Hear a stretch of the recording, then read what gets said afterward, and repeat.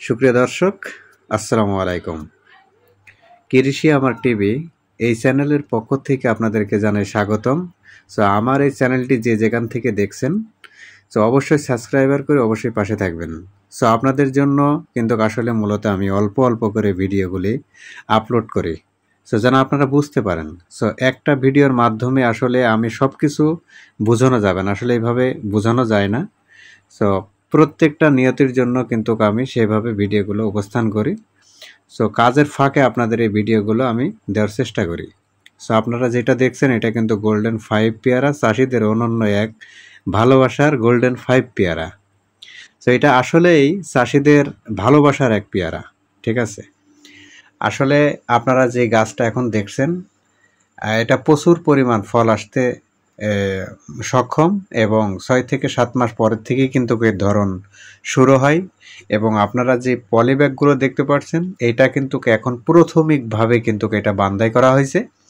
আর যে ছোট ছোট যে ফলগুলো দেখতে পাচ্ছেন, এটা বড় হতে থাকবে, ওইটা কিন্তু আসতে থাকবে, আসতেই থাকবে। এই গাছের থেকে ফল আর কমবে না, এটা ধরন থেকে আর বিরতি নেবে না। সো আপনারা যেটা দেখছেন সেটা হচ্ছে গোল্ডেন 5 পেয়ারা।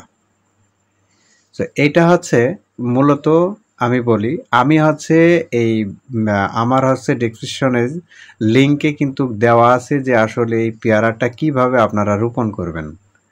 সো এইটা ডুগা কেটে কিন্তু আপনার মূলত কিন্তু চারা তৈরি করা। আর আপনারা ইতিমধ্যে জানেন যে আসলে আমি নিজে এখন চারা তৈরি করছি। সো আসলে অনলাইনে যখন আসছি, তা আসলে আপনাদের জন্য যদি কিছু উপকার করতে পারি, সো এটাই মনে করব যে আমি ধন্য মনে করব। সো এটা এখন বিষয়টা হচ্ছে আপনাদেরকে আর একটা ক্লিয়ার রেঞ্জ একটা কথা বলি। সেটা হচ্ছে গোল্ডেন পেয়ারার কিন্তু একটা উপকার আছে। সেটা হচ্ছে এর গাছটা কিন্তু 9 বছর পর্যন্ত আপনার ধরন দিতে থাকে। 9 বছর পরে যে 9 বছর পরে যে যদি আপনি গাছ রাখতে চান, তাহলে রাখতে পারবেন, কিন্তু আসলে ওই গাছে অনেক হাই হয়ে যায়, ঠিক আছে। এই কারণে আবার দেখা যাচ্ছে পুনরায় আপনি রোপণ করলে ওইটাই সব থেকে ভালো হয় আর কি, আমার মতে।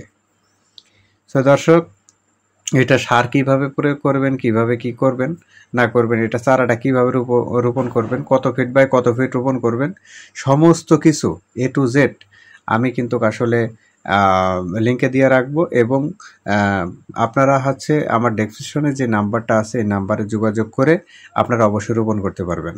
অবশ্যই প্রচুর পরিমাণ চারা এখন সংগ্রহ আছে, আর চারা আমি নিজে তৈরি করছি। অবশ্যই আপনারা চারা এখান থেকে নিতে পারবেন। সো এটা কোরিয়াতে নিতে পারবেন। আপনারা যদি বাগানে এসে নিতে চান, তাও নিতে পারবেন। ধন্যবাদ।